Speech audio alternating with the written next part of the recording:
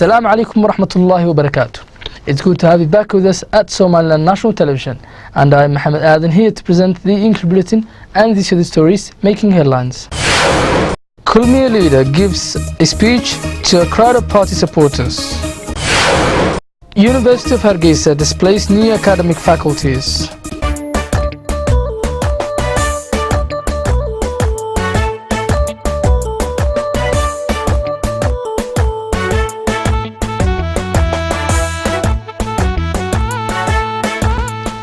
The leader of the ruling political party, Musa Bihi Abdi, gave a speech to a crowd of party supporters at the Freedom Park in Hargeisa.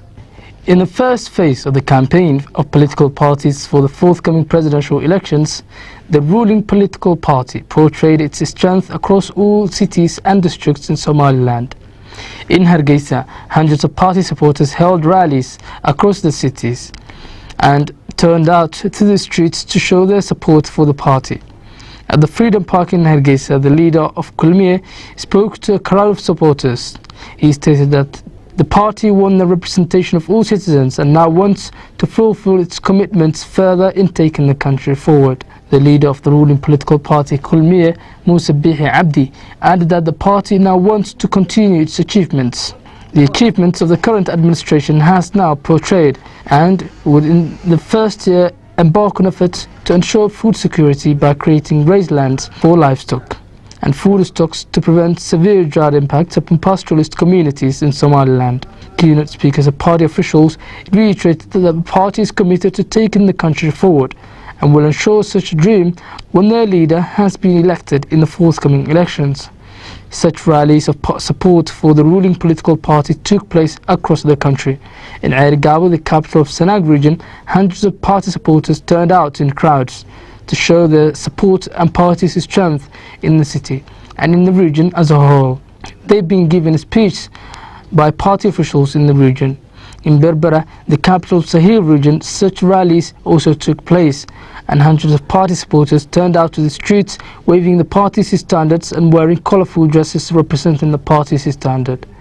Officials of the ruling political party spoke to the supporters, expressing admiration for their turnouts and urged residents to give their votes to the ruling political party to resume the brilliant achievements of the current administration. In Laascaanood, the capital of Sool region, hundreds of Kulmiye supporters turned out to show their fervent support for the ruling political party and the strength of the party in the region.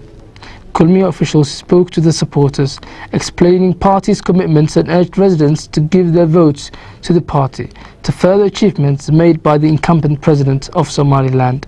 A renowned cultural leader, Ismail Sheikh Umar, urged citizens to preserve peace during the campaign for the forthcoming presidential elections. The cultural leader stated that the supporters of political parties while campaigning drive vehicles fast, which makes them prone to accidents. And in many instances there happen youths putting their upper bodies out of windows of fast driving vehicles that risk their lives.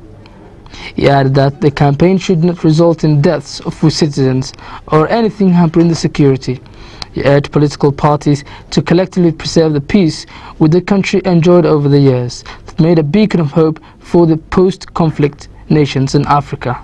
The University of Hargeisa, now enrolling students in the beginning of the academic year, announced the opening of several academic faculties. The Director of Education for the University of Hargeisa, speaking to SLN TV, stated that the university established new academic faculties, which include journalism, political science, public health and development studies.